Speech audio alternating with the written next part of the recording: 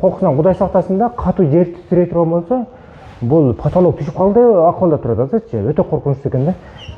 Терек суу айылынан чыккан Кыргыз Республикасынын мамлекетине эмгек сиңирген ишмерлер менен таанышып коелу. Биз Зулкаров Капар Зулкарович, филология илимдеринин доктору, профессор, Кыргыз лингвистикасынын сыймыгы, Кыргыз Республикасынын илимине эмгек сиңирген ишмер. Терек суу айылындагы Терек суу орто мектеби, башкача айтканда финский жыгачтан жасалган мектептин спорт залы ушул жер болуп эсептелет. Спорт залы мына башка нерсеси жок. Кышында физкультурадан берүү мүмкүнчүлүгү чектелген да.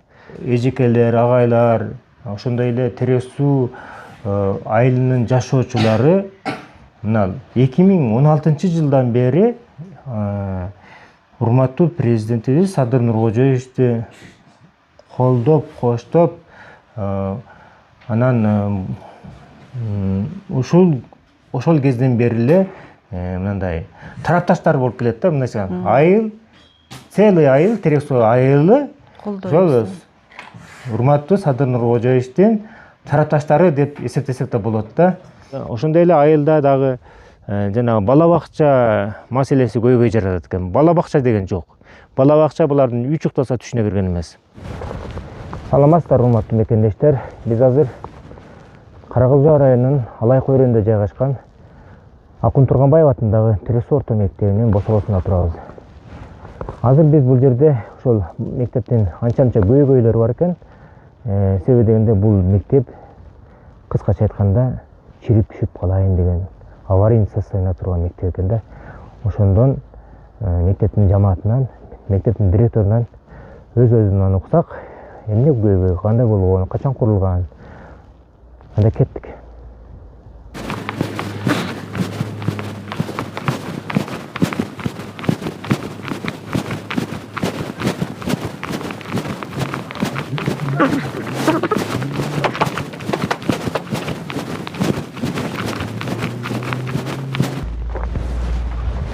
Акун Турганбаев атындагы орто мектеп.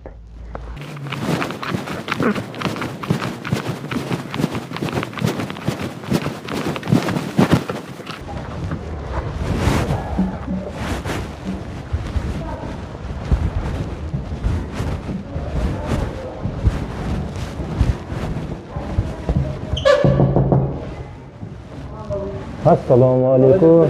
Girsek bolabı?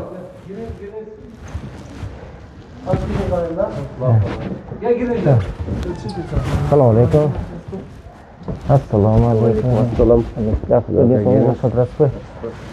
Мына биздин Терек суу орто мектебинин директору Акун Турганбаев атындагы. Турганбаев Жыргалбек Иркамилович агайып жанында турат. Биздин мектеп, ушул мектеп сиздердин мектебиңиздер. Райондон 40 километр алыстыкта жайгашкан, тоолуу, өтө баягындай шарты, климаты өтө катаал шартта жайгашкан мектеп болуп эсептелет да. Ушул мектептин курулушу өзү мындан бир канча жыл мурун курулган экен. Бүгүнкү күндө мектептин инфраструктурасы заман талабына жооп бербейби?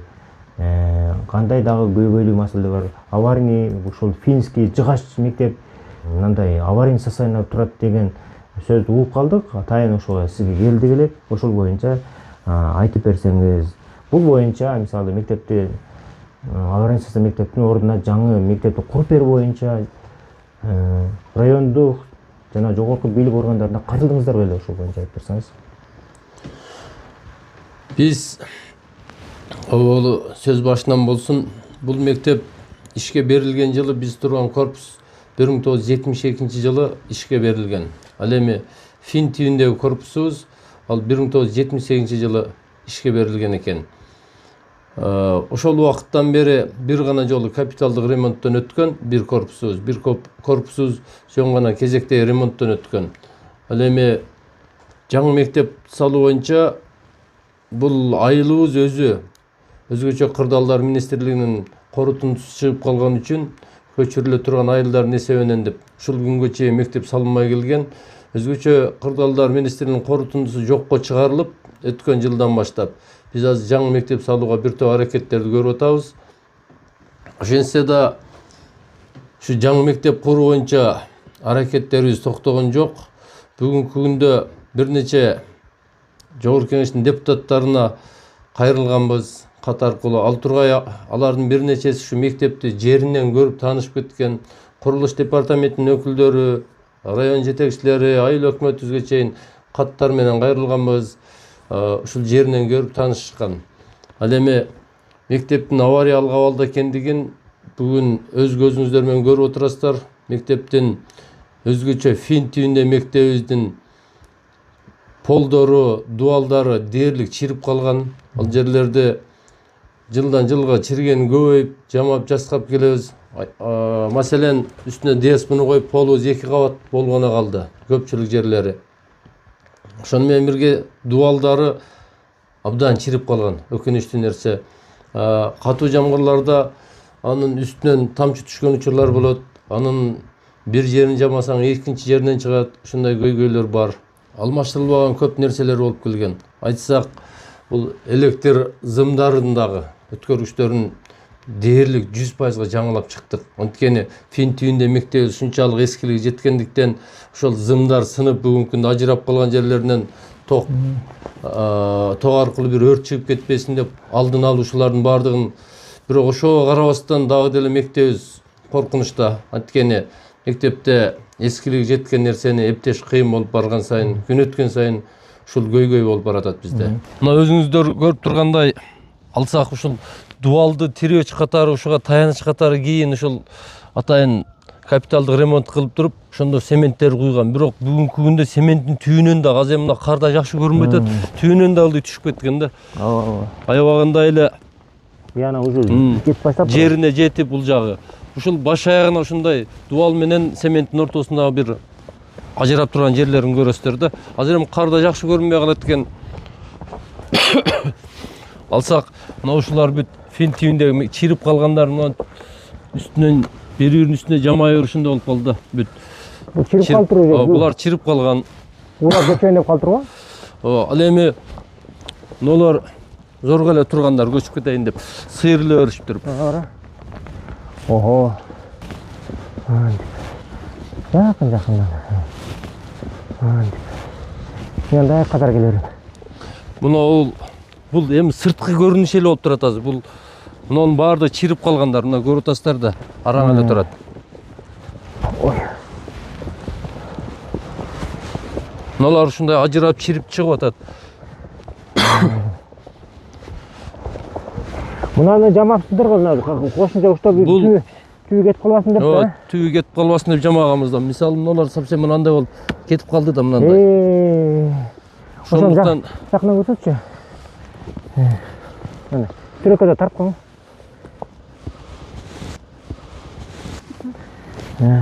Эми айтсак ушу тегерете бүт эле ушундай да. Мунун баардыгы Фин түйүндө болгон үчүн баарды чирип тургачы, чирип калтырмыз. мыналар бүт чирип турган. Чирип турган. Не деген эме? Чирип уже болбой калган.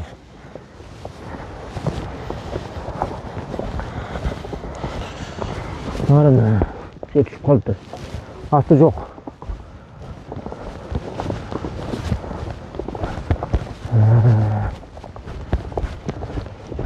Тарама. Чирип калган жерде. Дээрлик баардыгы чирип калган. Ичине угул турат бул азыр. Болгону краска да жабышпай калтыр. Краска жабышпайт. Кара түшүп калат экен да. Чирген нерсеге краска жабышпайт да. Дуал болгону 10 сантиметрден тегерегинде эле эндүүлүгү.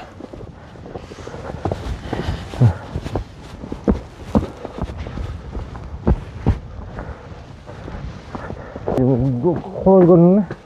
Биз азыр эми мектептин Финский жыгач мектептин ички көрүнүшүн кайсы жерлеринде да көйгөйлөр бар. Ошолорду көрөлү азыр.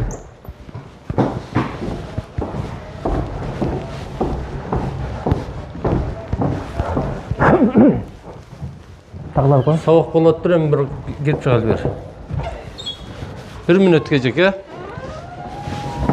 Allah. Саламатсыздарбы? Сиздердин убактыңыздарды кичине алып коебуз, бир 2 мүнөткө. Мына ушул чириген жерлердин үстүн биз ушундай кылып жамаабыз. Бул баш аягына ушул азыр сыртта көрүнгөн. Мына суу күйдүп аткан ал жер, э? Ушундай акыбал болуп атат Сыртка да. тарап койсоңуз. Мына бардыгы Мына жанды сыртка тарап. бул жактарды азыр башка класстан да көрсөтүп берейин. Отур кала.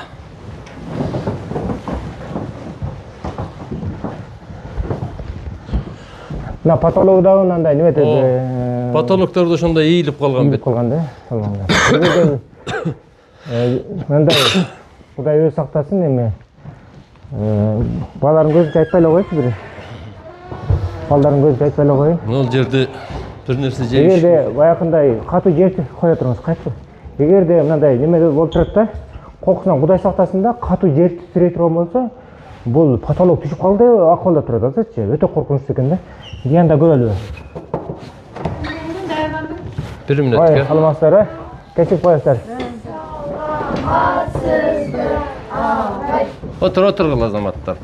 Нолор бүт ушундай чирип калгандыктан жаматылган да. Бардыгын биз кошумча үстүнө ушинтип жамап. Потологу дагы жанакыдай көрүнүш экен, абалда экен.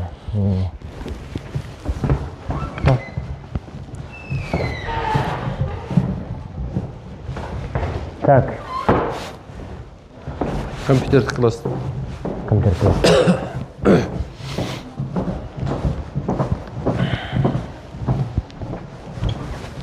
Бир мүнөткө. Мына ол Саламатсыздарбы? отур кала. Бир мүнөткө. Ушул потолок эң көп ушул жерден тамчы түшөт да. Анан эң көп ийилип калган потолок ушул класста. Ушул компьютер класста. Мыналар дээрлик араңында турат да азыр. Ооба. Эми Кудай өзү сактасын, бул аварийный состояниеде турган мектеп экен да. Полдорун караңыз, мына полдор уже чирип болгон. Экинчи ирет полдонгондор. Экинчи ирет, э? Булар экинчи ирет болуп селкинче катып турат экен. Мектеп класстар, менин байкашымча, класстар абда баягындай заманбап компьютерлештирилген класстар экен. Андан тышкары дагы демөөрчүлөрдүн демилгеси менен алынган доскалар да бар экен, жүргүлө. Саламатсыздарбы? Бул компьютерлер министрлик тарабынан, бүткүл дүйнөлүк өнүктүрүү банк тарабынан келинген. Качан айтат бул боюнча? Саламатсыздарбы? Кечирип коесуздар, кичине бир мүнөткө убактыңызды алып коелу. Балдарга интерактивдүү жана инновациялык билим берүү жагына бул мектепте көбүрөөк көңүл бөлүнгөн экен да. Мына инновациялык технологияларды, заманбап технологияларды бүгүнкү күндө демөөрчүлөрдүн ушул жергиликтүү ушул окуучулардын ата-энелеринин демилгеси менен ушул демөөрчүлөрдү ушулдун спонсорлугу менен ушундай технологиялар, инновациялык технологиялар келиптир да. Бул доска өзү да электрондук доска деп, электронный доска. Электрондук доска. Баасы 150 000 сом турат деп уктум. Бизге келгенге чейин 150 000 сомду чапчып отурат да бүгүнкү күндө. Жүрүңүздөр. Салам алейкум. Салам алейкум. Саламатсыздар, кандай жакшысыздарбы? Бүгүнкү күндө ушул мектептин авариялык состояниясы боюнча, абалы боюнча биз атайын келдик да. Мектептин абалы талапка жооп береби? Ошол боюнча айтып берсеңиз. Эми мындайда Калыбек. 1972 окуу жылында биздин ана эски корпусубуз кирпич менен ошол жылы мектеп болуп жаңыдан ушу ачылган. Ошондо мен 1-класска келгем. Андан кийин 1982 окуу жылында ушул биз мына турган финский мектеп салынган да. Азыр мына жашым 61 жашка келип атат. Дагы ошол мезде окучу элем. Эми ушул кезде ушул жерде азыр ушул жерде эмгектенип иштеп жатам.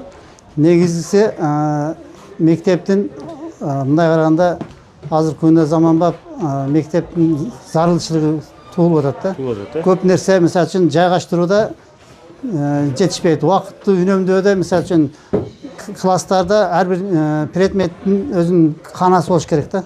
Ошол кана болгон болсо канчалаган нерселерди, мисалы үчүн бир нерсени экинчи жерге көтөрүлүп ташынып жүрбөй, багы бир эле канада отуруп алып баардык нерсеге жетишип, көрсөтмө куралдары жана башкалардын баардыгын жайгаштырып алсаң болот да. Эми бүгүнкү күндө абдан керек да. Биздин райондо ушу биздин эле Акын Турганбаев атындагы Терес орто мектеби калды окшойт. Самиев Адылбек, ушу Акын Турганбаев атындагы Терек суу жалпы билим берүүчү мектептин окуу бөлүм башчысы жана география мугалими.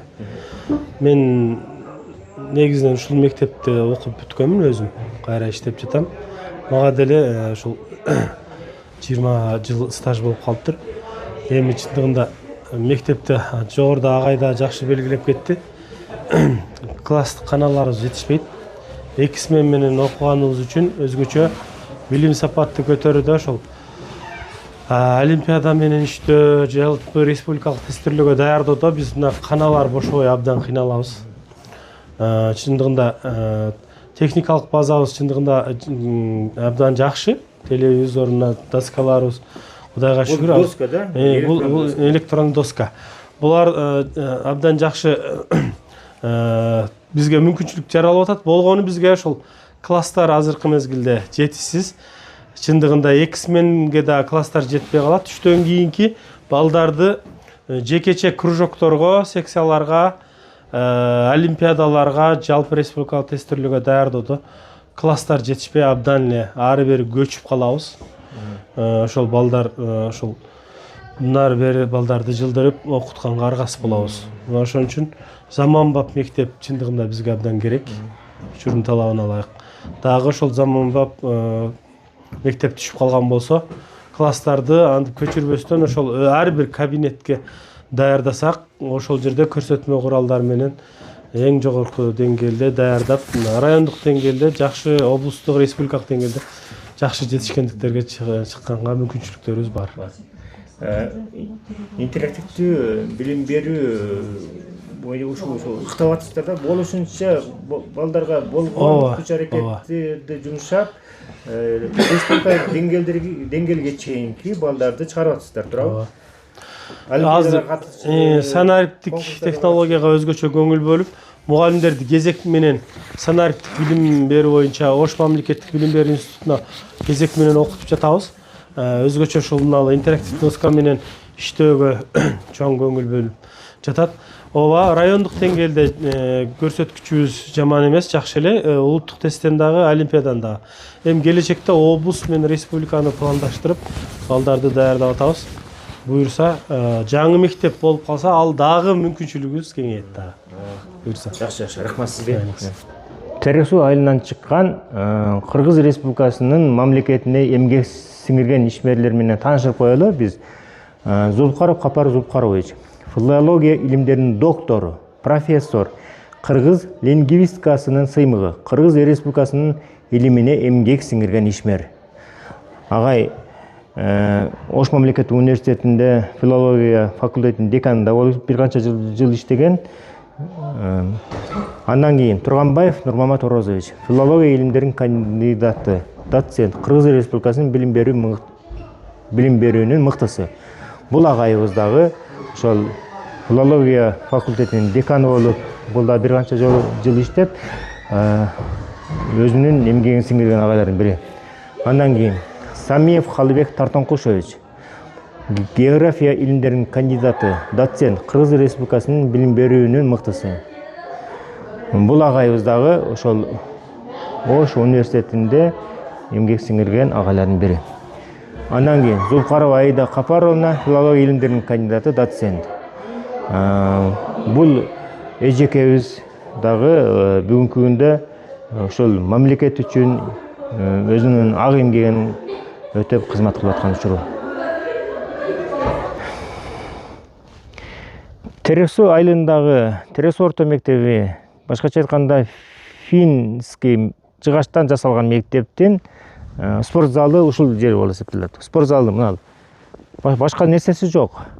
Кышында физкультурадан берүү мүмкүнчүлүгү чектелген да. Себеби дегенде ызгар суукта, карда балдар мына площадьта эч кандай волейболду ойной албайт, футбол площадкасы жок бул жерде, теннис ойной албайт, жана башка баягы спорт оюндарын, мисалы батутта күрөшүү же болбосо ушундай нерселер жок да.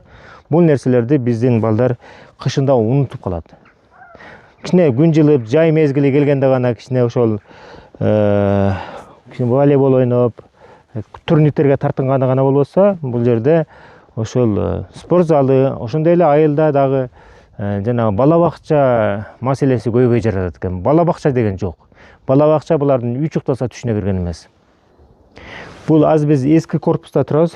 Бул жерде анан жаңы курулган 78-жылы Финс жыгачынан курулган мектепте, эки мектепте биригип, эки сменада окуучулар окуучу да. Ал убакта где-то бир 300-350ге чейин окуучу. Азыр бүгүнкү күндө 200ге жетпеген окуучу калыптыр.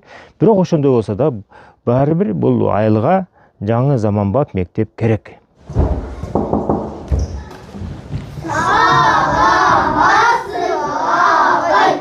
Саламатсыздарбы, балдар?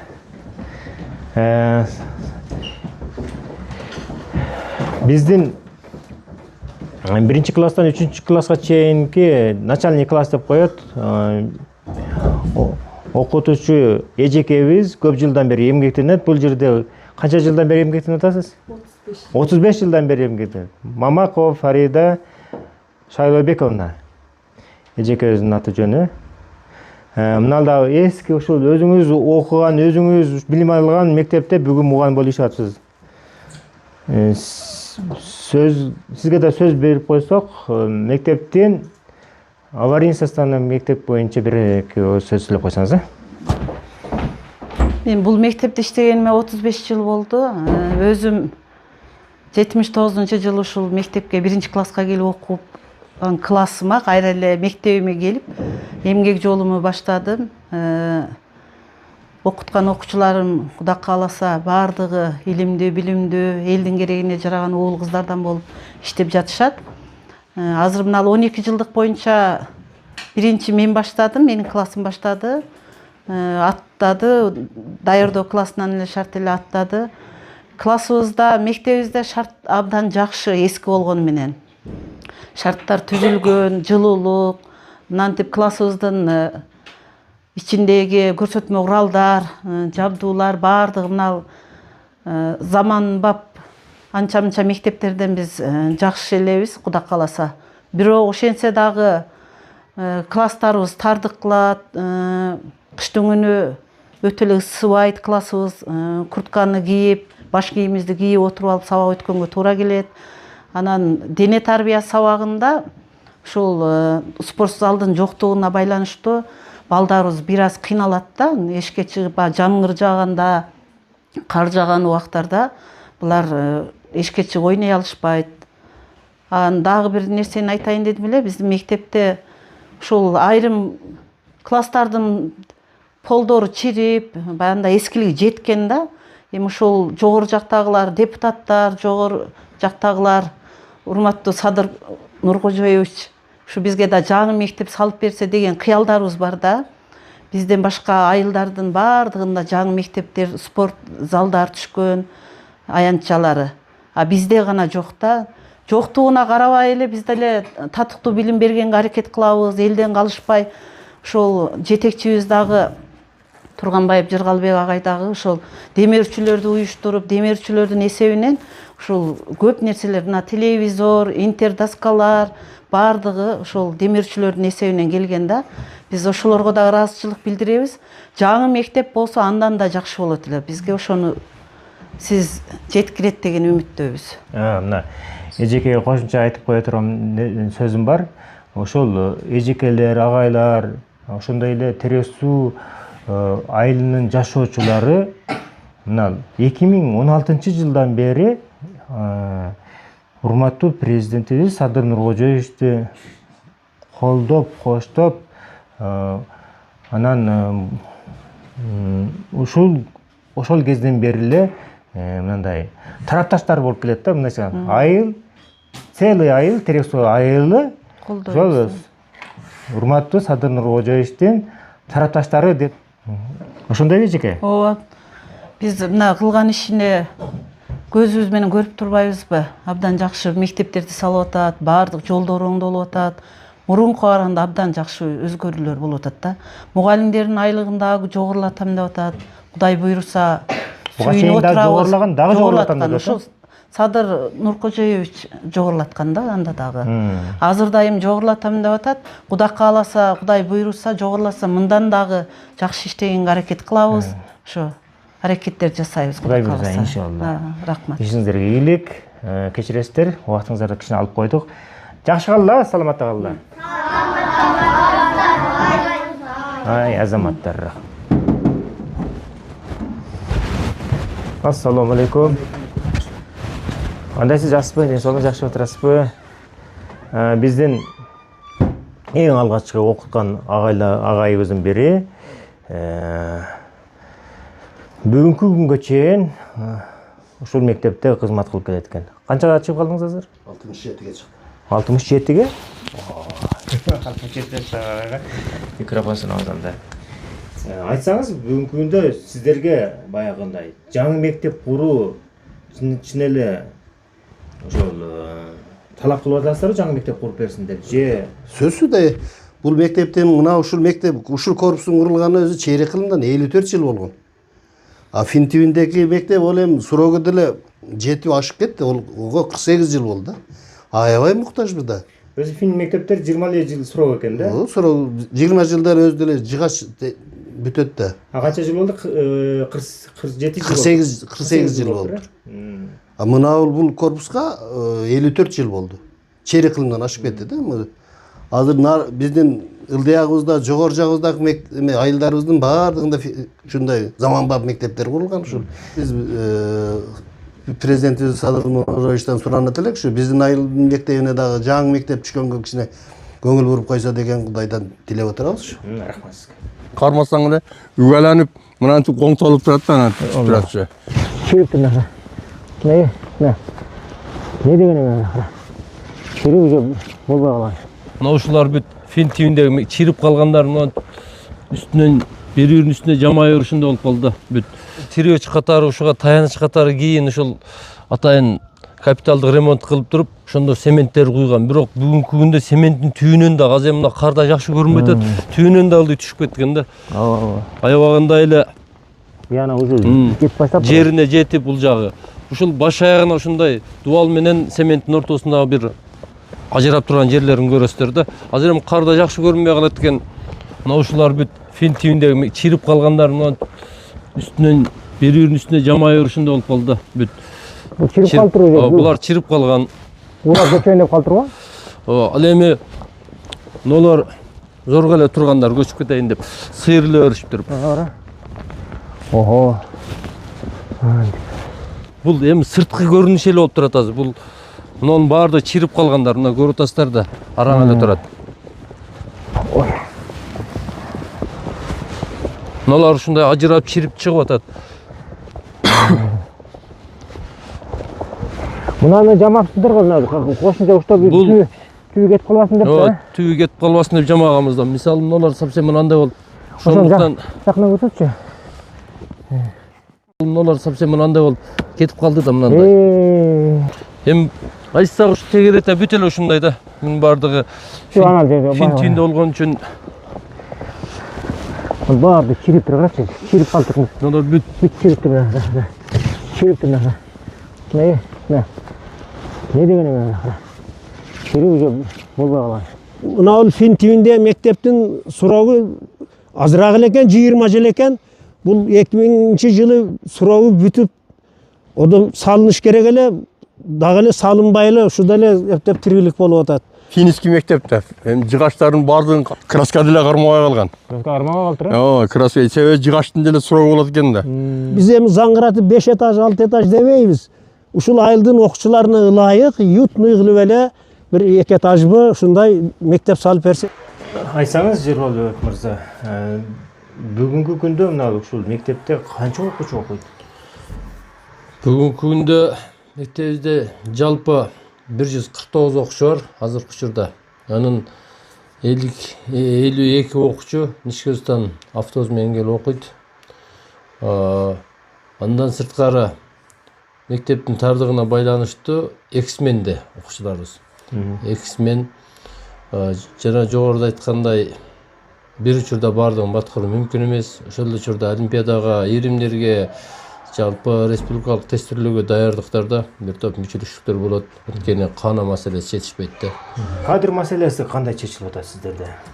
Окуу предметтери боюнча да айтсаңыз, жетиштүү. Кадр маселеси бүгүнкү күндө быйылкы окуу жылында 100% кадр маселеси менен камсыз болгонбуз.